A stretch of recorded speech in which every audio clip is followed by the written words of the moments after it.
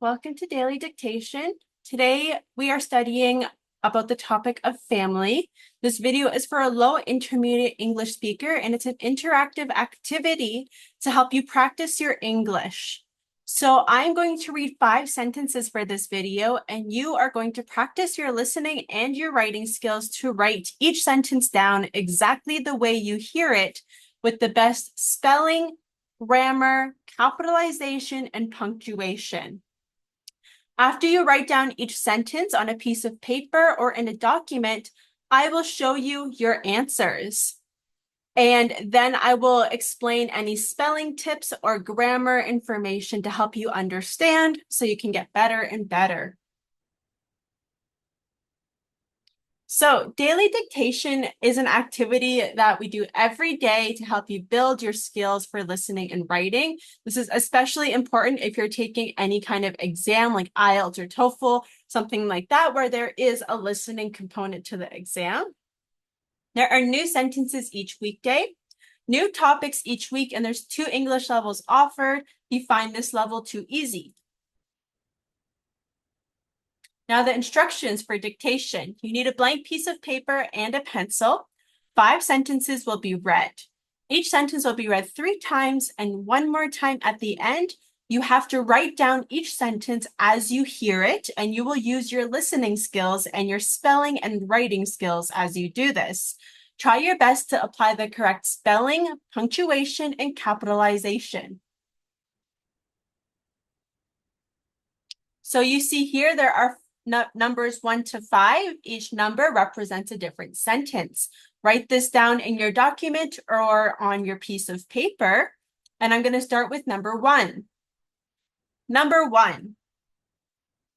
The household keeps a routine that includes daily family meals. The household keeps a routine that includes daily family meals.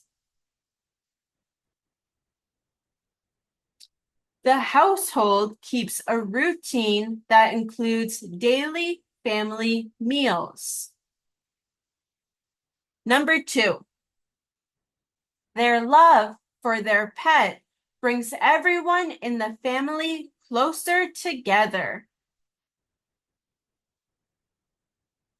Their love for their pet brings everyone in the family closer together. Their love for their pet brings everyone in the family closer together. Number 3. The tradition of celebrating anniversaries shows the strength of their marriage. The tradition of celebrating anniversaries shows the strength of their marriage. The tradition of celebrating anniversaries shows the strength of their marriage. Number 4. Each family member has a role in ensuring the safety of the home. Each family member has a role in ensuring the safety of the home.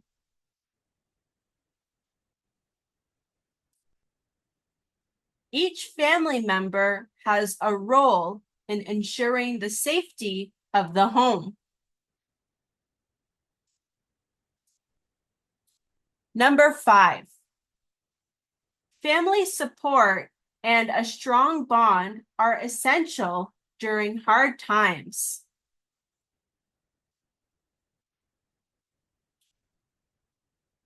Family support and a strong bond are essential during hard times.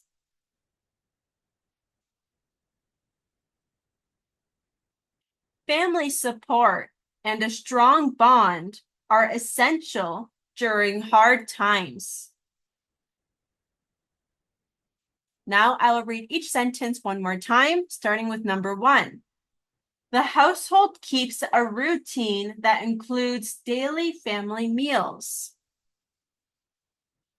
Number 2, their love for their pet brings everyone in the family closer together. Number 3, the tradition of celebrating anniversaries shows the strength of their marriage. Number 4, each family member has a role in ensuring the safety of the home. Number 5, family support and a strong bond are essential during hard times. Now we're going to get ready to check our answers. I'm sure everybody did a great job. If you found that this video was a little bit too challenging, listen again. If it's too fast, you can listen again and adjust the playback speed in the settings of the video to make it go slower. If you need to listen to specific sentences again, check the description for timestamps. This will help you listen to specific sentence numbers again. If you feel like you got everything correct, let's check the answers. We're going to start with number 1. The household keeps a routine that includes daily family meals.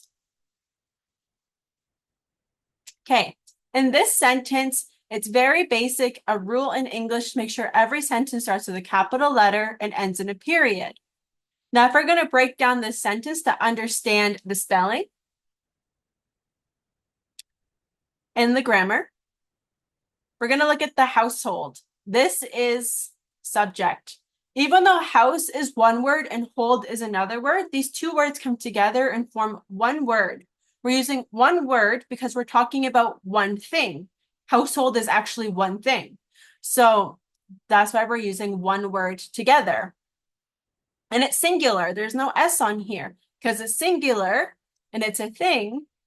It's going to apply the singular third person rule. So on the verb here, that's why we're adding an S. A routine, this is the object of our sentence. The routine is being kept by the household. Now we start the next part with the word that. The word that, and when it's followed by many words, we call it a that clause. And it usually just gives more information about what we're talking about. And oftentimes, not always, it's good to keep the same tense. So that's why we're adding an S on this as well, because it's going to be simple present, simple present. Number 2, their love for their pet brings everyone in the family closer together. So their love, this is a possessive adjective for the noun love. For their pet, we have another possessive adjective for the word pet. So pet is being owned by many people. Love, it also belongs to many people. And even though there's a lot of words here, phrases, all this together is actually just the subject. It's just one thing. Love is just the one thing that's shared by many people going towards the pet. That's why this word bring, the verb, we're going to add an S on it because this is singular. So it's going to add the singular third person rule and it's in simple present tense. Everyone. So everyone in the family, this is the object of the sentence. Closer, we're going to use a comparative here. So that's called a comparative. Close is the adjective. We add ER on an adjective, we call it a comparative. Go. And together. So we're using the comparative to show that it's more than just close. The degree is higher. Number 3. The tradition of celebrating anniversaries shows the strength of their marriage.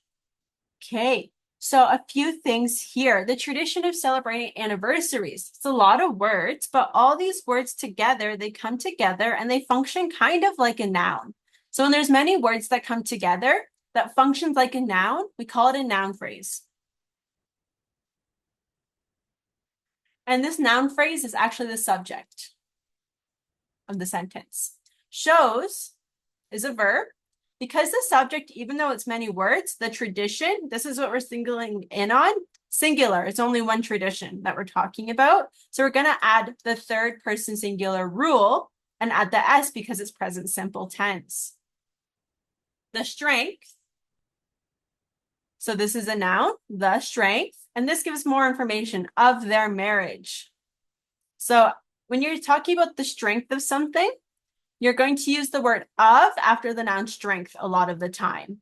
In their marriage, we have a possessive adjective to show the ownership of the noun marriage. Marriage belongs to two people. Number 4, each family member has a role in ensuring the safety of the home. So again, we have a few phrases here, but really each family member, we are just talking about one person, one thing, singular, and this is the subject. Has is our verb, and our role is the object of our sentence.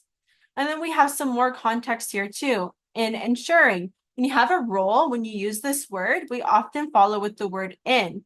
You can either follow with the word, like you have the word role plus in, and then you can follow that with a noun. So I have an important role in the company, you can say, for example. However, here, this follows with verb in ing, the progressive form of the verb. So that's the other way that our structure is going to follow. And then you will follow with the noun, the safety, and then this gives more information. The safety of what? The home. Number 5. Family support and a strong bond are essential during hard times. So, family support, this is one thing. And plus a strong bond. Now we have two things. Family support is one, a strong bond is another one. So because we're talking about two things, we're going to use the form of be that is appropriate for plurals because we're talking about two things. So we need the plural form. Are essential during hard times. Essential is our adjective, which is why we're using the form of be. When we use the form of be like this, we often need to follow with an adjective. And this just gives more information during hard times. So this is the answer. Keep all of these notes in mind if you want to do well in your writing elements of things. And keep other things in mind. The more you practice, the more you're going to become more confident in some spelling of these words. For example, some hard things to remember. Routine. This is hard, remembering the O and the U together. Routine. So if we only had the O, it'd be rotine. And it might make sense with the U, but you have to memorize the OU. So you can split it up in two and tell yourself ROU and then teen, TINE, kind of would be like time. Household is one word. Tradition. So something that's kind of that you'll have more comfortability after time, you'll get better, is this rule of having TION. The more you practice it, the more natural that will become. It just takes a lot of practice because it's hard to know, is it TION or SION? That one's kind of hard. Support. Some people have a hard time with the two P's here. So if you had a hard time and missed one of the P's, you should split this word in half. Right here, support, like that. Okay. And another word that might be challenging, we're going to go up to number 3 here again, is the word marriage. So marriage is kind of like comes from the word marry, to get married, marriage.